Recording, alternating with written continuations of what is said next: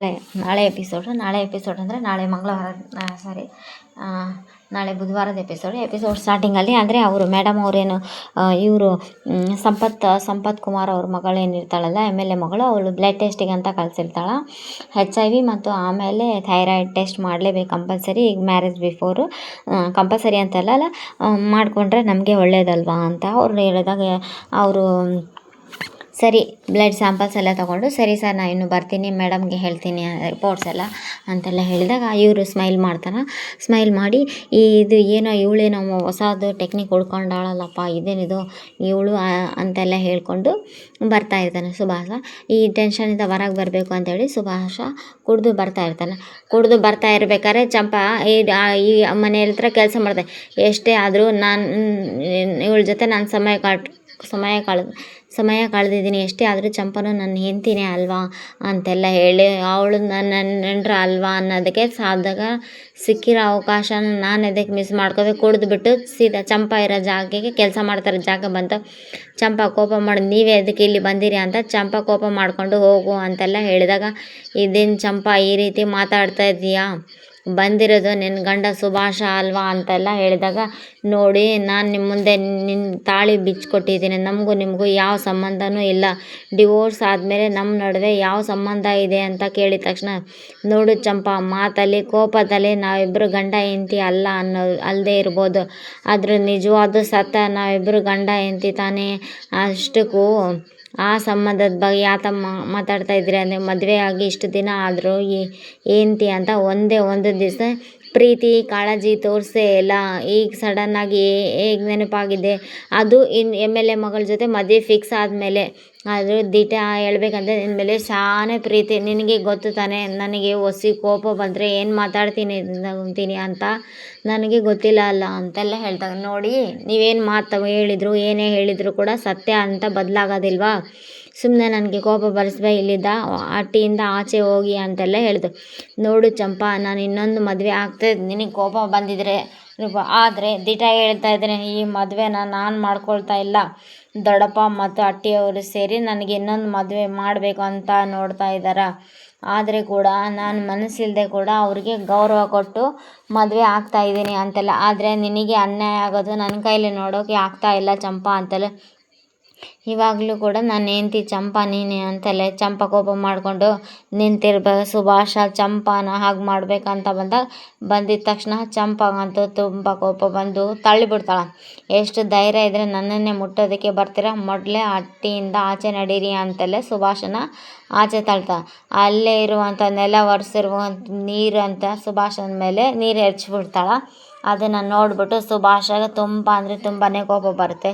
ಸಾಕು ಬಾಯಿ ಮುಚ್ಚೆ ನೀನು, ಸುಭಾಷ ಕೆನ್ನೆಗೆ ಹೊಡೆದಿದ್ದ ತಕ್ಷಣ ನನ್ನ ಮೇಲೆ ಕೈ ಮಾಡುವಷ್ಟು ದೊಡ್ಡ ಬಂದೇನೆ ಅಂತೆಲ್ಲ ಹೇಳಿದಾಗ, ಇನ್ನು ನೀವು ಮಾಡಿರೋ ಮೂರ್ಖತನ ಒಂದೇ ಒಂದು ಏಟು ಕೊಟ್ಟಿದ್ದೀನಿ, ಇನ್ನೊಬ್ಬರು ಆಗಿದ್ರೆ ಇಷ್ಟೊತ್ತು ಚಪ್ಪಲಿ ಕಿತ್ಕೊಂಡು ಹೊಡಿತಾ ಇದ್ಲು ಅಂತೆಲ್ಲ ಹೇಳಿದ್. ನೀವು ಆಡೋ ಬಣ್ಣಿರೋ ಮಾತು ನಾನು ಹಳೆ ಚಂಪಾ ಅಲ್ಲ, ಸಾಧ್ಯನೇ ಇಲ್ಲ ಇಂಥ ನಿಮ್ಮ ನವರಂಗಿ ಇಂಥ ನಿಮ್ಮ ನಾಟಕಗಳು ನಾನು ಸ್ವಲ್ಪ ನೋಡಿದ್ದು, ಸ್ಟಾರ್ಟಿಂಗಿಂದ ನೋಡಿಕೊಂಡೇ ಬಂದಿರೋದು ನಿಮ್ಮ ನಾಟಕಗಳು ಅಂತ ಅಲ್ಲ ನನ್ನ ಆ ನವ್ಯ ಅವ್ರನ್ನ ಮದುವೆ ಆಗಿ ಅವ್ರ ಜೀವನ ಕೂಡ ಹಾಳು ಮಾಡೋದಕ್ಕೆ ಹೊರಟಿದ್ಯಾ. ಅಟ್ಟಿಯವ್ರ ಮೇಲೆ ನಂಬಿಕೆ ಉಳಿಸ್ಕೊ. ನೋಡು ಅಪ್ಪಿ ತಪ್ಪಿ ಏನಾದರೂ ಕೆಂತ ಕೆಲಸ ಮಾಡಿದ ಗೊತ್ತಾದರೆ ಇಷ್ಟು ದಿವಸ ಊರಿಂದ ಆಚೆ ಹಾಕಿದರೆ ಮಾವ ಏನಿಗೆ ಕೋಪಕ್ಕೆ ನಿನ್ನ ಪ್ರಾಣ ತೆಗೆದ್ರು ಕೂಡ ತೆಗಿಬೋದು. ಚಂಪಾ ಹೇಳಿದ ತಕ್ಷಣ, ಲೇ ಚಂಪಾ ಅದ್ಮೀರಿದೆ ಯಾಕೆ ಇದು, ನೀನಿರೋದು ಆ 3 ಅಡಿಯಿಂದ ತುಂಬ ಟ್ರೈನಿಂಗ್ ತೊಗೊಂಡಿದ್ದೀಯ ನೀನು, ಆಯ್ತ ಕಣೆ, ನಿನಗೆ ಕೆನ್ನೆಗೆ ಹೊಡೆದಿಯಲ್ಲ, ನಿನಗೆ ಸರಿಯಾಗಿ ಪಾಠ ಕಲಿಸ್ತೀನಿ, ಬಿಡೋದಿಲ್ಲ ಕಣೆ. ಸುಭಾಷ ಕೋಪ ಮಾಡಿಕೊಂಡು ಹಟ್ಟಿಗೆ ಬರ್ತಾನೆ. ಬಂದಿದ್ದ ತಕ್ಷಣ ಈಶ್ವರನ ನೋಡಿ, ಸ್ಲೋ ಸುಭಾಷ 1 ನಿಮಿಷ ನೋಡು ಅಂತ ಹೇಳ್ದ. ಬಂದಿದ್ದ ತಕ್ಷಣ ಏನಿಲ್ಲ ಇದು ಬಟ್ಟೆ ಎಲ್ಲ ಈ ಥರ ಎಲ್ಲ ನೀರು ಚೆಲ್ಲಿರ್ತಾಳಲ್ಲ ಚಂಪಾ ಡೌಟಿಂದ ಕೇಳ್ತಾರೆ, ಯಾಕೋ ಈ ಥರ ಸ್ಮೆಲ್ ಬರ್ತಾ ಇದೆ ಕಣ. ಏನಿಲ್ಲ ಕಣವ, ನಾನು ಸ್ನಾನ ಮಾಡೋಕೆ ಹೋಗ್ತೀನಿ ಅಂತೆಲ್ಲ ಹೇಳ್ತಾನೆ. 1 ನಿಮಿಷ ನಿಂತಲ, ಸ್ನಾನನ ಬೆಳಿಗ್ಗೆ ಮಾಡ್ದಲ್ಲ ಮತ್ತೆ ಯಾಕಲ ಅಂತ ಕೇಳಿದ ತಕ್ಷಣ, ಏನಿಲ್ಲ ಬರ್ತಾ ರೋಡಲ್ಲಿ ಬಿದ್ದುಬಿಟ್ಟೆ, ಒಸಿ ಸ್ನಾನ ಮಾಡಬೇಕು ಅಂತೆಲ್ಲ ಹೇಳಿದ ತಕ್ಷಣ ಸಾಕು ಬಾಯಿ ಮುಚ್ಚಲು, ನೀನು ಸುಳ್ಳು ಹೇಳಿದೆ, ಅದನ್ನು ಕಂಡು ಹಿಡಿದೀನಿ ಕಣ, ನಾನೇನು ಅಷ್ಟು ದಡ್ಡಿ ಅದೇನಾಯಿತು ಸತ್ಯ ಬಗಳ ಆ ಚಂಪಾಗ ಸೊಕ್ಕಿರ್ಬೇಕು, ಮನೆ ಒರೆಸಿರೋ ನೀರು ತಗೊಂಬಂದು ನನ್ನ ಮೈ ಮೇಲೆ ಚೆಲ್ಲಿದಳು, ಅವಳನ್ನ ಮಾತ್ರ ನಾನು ಸುಮ್ಮನೆ ಬಿಡೋಕ್ಕಿಲ್ಲ, ಅದು ಸಾಕು ಬಾಯಿ ಮುಚ್ಚಲ, ಅವಳು ನಿನ್ನ ಮೇಲೆ ನೀರು ಹೆಚ್ಚಿದಳು, ನೀನೇನಾದರೂ ದೊಡ್ಡ ಗನಂದಾರಿ ಕೆಲಸ ಮಾಡಿರ್ತೀಯ ಅಂತ ಗೊತ್ತು ಅಲ್ಲ ಕಂಡ್ಲ, ಇವಾಗ ತಾನೇ ನಿನ್ನ ಜೀವನದಲ್ಲಿ ಅದೃಷ್ಟ ಬರ್ತಾ ಇದೆ, ಆ MLA ಮಗಳ ಜೊತೆ ನಿನ್ನ ಮದುವೆ ಫಿಕ್ಸ್ ಮಾಡಿದ್ದೇನೆ, ನೀನು ನೋಡಿದರೆ ಹಳೆ ಚಾಳಿನ ಬಿಡ್ತಾ ಇಲ್ಲಲ್ಲ, ಯಾಕಲ ಇಂಥ ಎಡವಟ್ಟು ಮಾಡ್ತಾ ಇದೀಯಾ ಅಂತ ಅವರಮ್ಮ ಬೈತಾರೆ.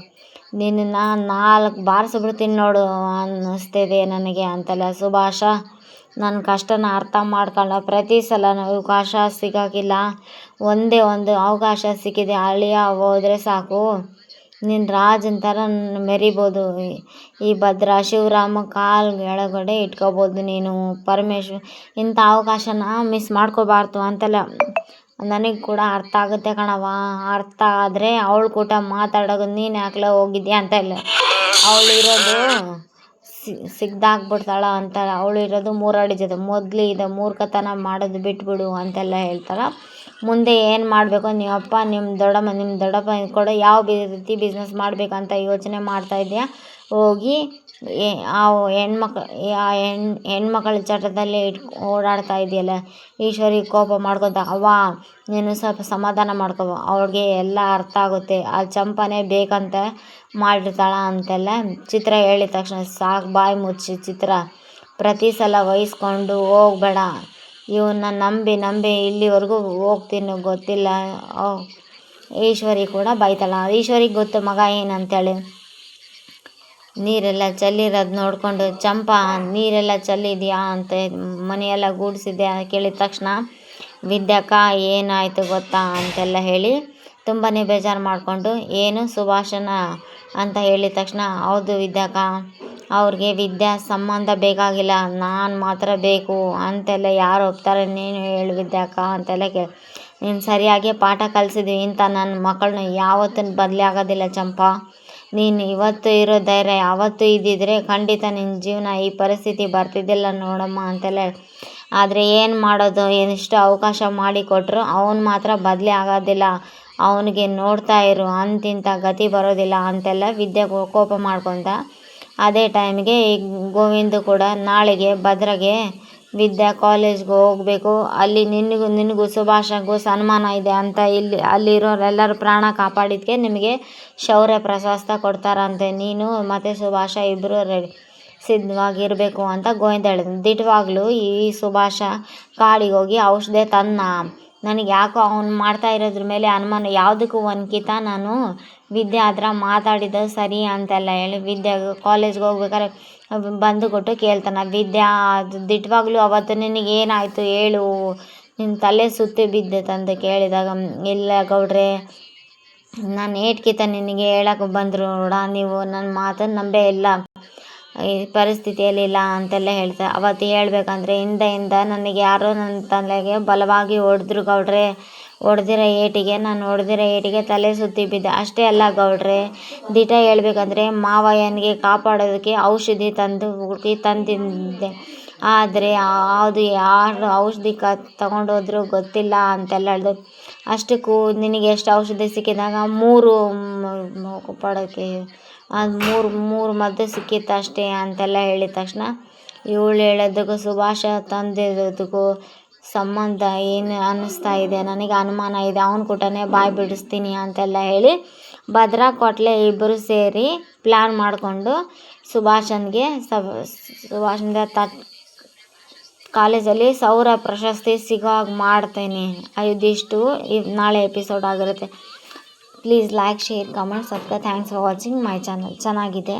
ಸುಭಾಷ ಎಷ್ಟೇ ಜಾಣತನ ಉಪಯೋಗಿಸಿದ್ರು ಸಿಕ್ಬಿಡ್ತಾನೆ ಒಂದಲ್ಲ ಒಂದು ದಿವಸ. ಒಂದು ಕಾಲ ಮೇಲೆ ನಿಲ್ತಾ ಇಲ್ಲ. ಇವಾಗ ಇವರು ನಿರ್ಮಲಾ ಅಂತ ಒಬ್ಬ ಸಿಸ್ಟರ್ನ ಕಳಿಸಿದ್ದಾರೆ. ಇಲ್ಲಿನೂ ಅವರು MLA ಸಂಪತ್ ಕುಮಾರ್ ಮಗಳು. ಎಲ್ಲ ಕಡೆಯಿಂದನೂ ಮತ್ತೆ ಲಾಕ್ ಆದ ಸುಭಾಷ್ ಮನೆಯಿಂದ ಕಿಕ್ಔಟ್ ಮಾಡೇ ಮಾಡ್ತಾರೆ. ಈ ಟೈಮ್ ಈಶ್ವರಿನೂ ಮನೆಯಿಂದ ಹೊರಗೆ ಹಾಕ್ತಾರೆ. ಯಾಕಂದರೆ ಈಶ್ವರಿನೇ ಎಲ್ಲ ಪರವಾಗಿ ಅವ್ರ ಮಗನ ಪರವಾಗಿ ಮಾತಾಡ್ತಾ ಇರೋದು.